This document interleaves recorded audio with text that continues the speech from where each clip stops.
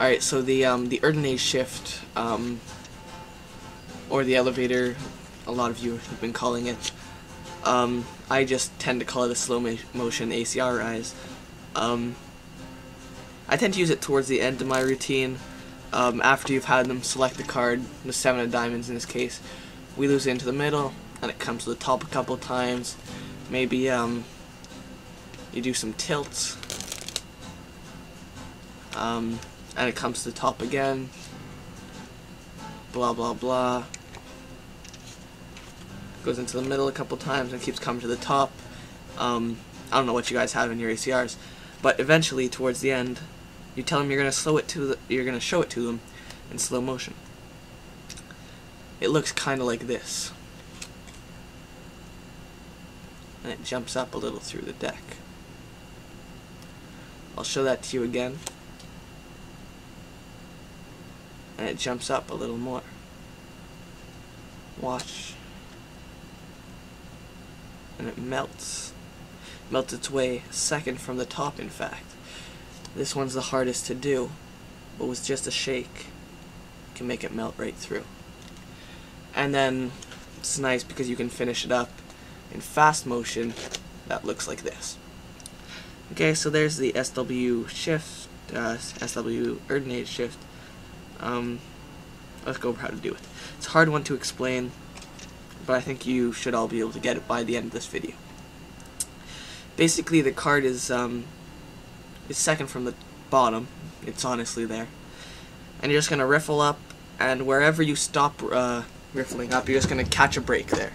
Okay, it's gonna be quite the big break. In fact, I pick it up like this, like I've got a huge break back there. It's a gap about that big. Okay, this is the area that the card is going to go to. Now if you watch the shift from the side, it looks like this.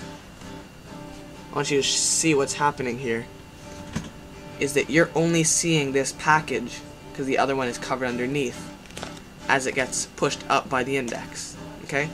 So your index is underneath and it's going to push that card up, except it's kept straight with these fingers. Okay, so you can move that card wherever you want. The other thing that's happening is you're picking up this packet along with it. So you push up, the fingers keep that card steady and it shoves right in there. Then you come back down as you continue shaking and it's melted through.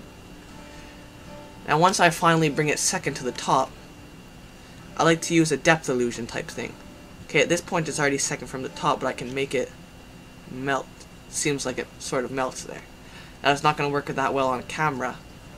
It would work a lot better in person. But basically that's just the old depth illusion where that card is pretty much a Marlowe tilt, but the full thing, and I'm going to cover it with my finger and just melt that card right through. So you're just going to do that shift. Sorry if I'm not going in depth enough into the shift. It's a really hard move to explain. Basically this and this are combined together to do the shift. Now keep in mind that I did learn this shift from watching the video and deducing that this was the way it was done. This might not be the proper technique, but I find it looks just as good. So you bring it all the way second from the top, each time just riffling up a little from where your card is. Riffle up a little, riffle up a little, riffle up a little, riffle up to second, boom, and it's second from the top. You're going to want to show the deck sideways after every riffle, so the way I advise to get your thumb break is just as you turn over, just do the riffle, okay? As you turn over, it's done, boom, show, done, show. Okay, so it's done as my hand turns back over until you bring it second from the top. Second from the top is the same thing, but done with your index is going to be the card that holds this steady and allows it to move up and down. Okay, or well, your pinky, I mean. Sorry. And so this is going to push up and in. Okay? So, the card's basically bending up and out and here, and then it melts through. So there's the edn shift. As I learned it and as I do it, it reminds me sort of a Ray Cosby's Razor Eyes, but you know, two-handed, and you can do the card face up instead. which adds a whole other dimension for me. I don't mind too much losing the one-handed thing for an easier effect that can be done face up. And it's nice to follow it up with a pass, if you're comfortable with it. Sometimes I drop the cards on the floor. You see? That's what happens when you suck.